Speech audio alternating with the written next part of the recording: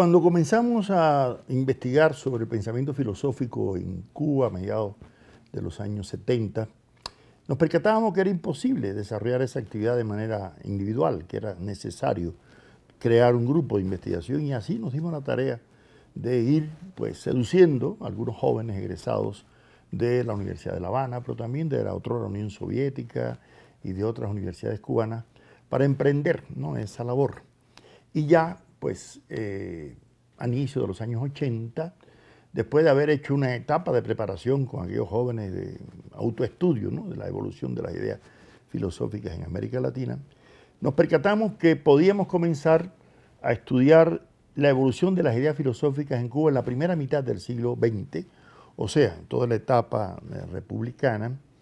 porque al leer el libro de Medardo de Tierra sobre las ideas de la filosofía en Cuba, nos había dejado un legado y una valiosa herencia de cómo continuar los estudios sobre esa época que él no había estudiado, ¿no?, profundizado. Y así se creó este proyecto de investigación sobre la filosofía en Cuba en la primera mitad del siglo XX, o sea, hasta más o menos 1960,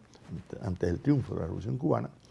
y paulatinamente fueron surgiendo, incluso bajo la colaboración del colega y amigo Miguel Rojas Gómez, una codirección en el proyecto para dar a luz un libro que primero se publicó en México, se publicó en la Universidad Autónoma del Estado de México en el año 95, esta es la primera edición que se hace, ¿no?, de este libro, y en él se recogen las ideas filosóficas posteriores a Varona. Ya Varona no se estudia aquí, ya ahora aparecen las reacciones contra el positivismo en la figura de los años 30, los años 40. Se le dedica atención especial a numerosos pensadores importantes de la cultura filosófica cubana, como Jorge Mañach, Roberto Agramonte, Rafael García Bárcena, las hermanas Mercedes García Tudurí, José Zacarías Talet, o sea, toda una serie de pensadores que algunos sistemáticamente cultivaron la filosofía, otros lo hicieron de manera, ¿no?, pero otros como José Antonio Sánchez y Bustamante y Montor, y sobre todo se le dedica especial atención a la Sociedad Cubana de Filosofía, que llegó a tener un prestigio internacional en los años 50, hay una revista, ¿no?, cubana de filosofía. Primero esta edición en Cuba, tal vez no llamó tanto la atención hasta que finalmente, unas editoriales cubanas como Félix Varela y la editorial Pueblo y Educación se percataron de la utilidad